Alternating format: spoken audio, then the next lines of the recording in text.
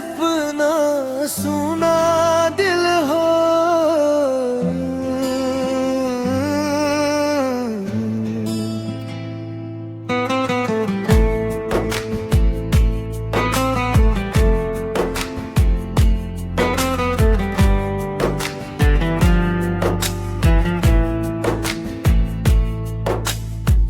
तू साथ रहबू कह के कसम खइले रहू, आज ओही कसम के राख बना के चल गइलू।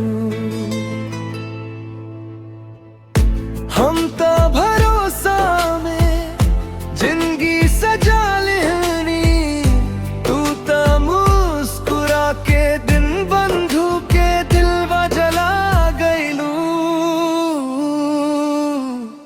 रात भर जागे लाखिया, नींद भी अब आवे ना। नाम तोहरा लेके रोई दिलवा, दिन बंधु के दर्द के हु समझे ना। टूटल सपना सुना दिल हो गई, तोहरा बिना जिंदगी अधूरा लग गई। तू खुश रहबू जहां भी रहबू, दिन बंधु याद में तोहरा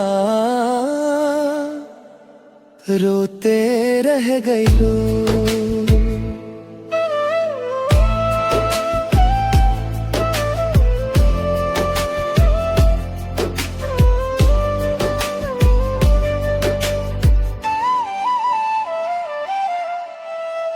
गलती अगर हमार रहे तब बता दिहलू ना, चुपचाप छोड़ के सजा काहे दिहलू ना।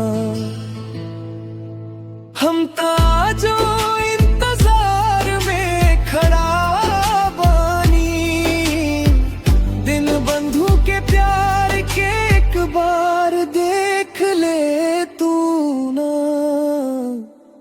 टूटल सपना सुना दिल हो गई, तोहरा बिना हर खुशी भी फीका पड़ गई। अगर कभी याद आई दिन बंधु के, बस एक दफा आवाज दे दी।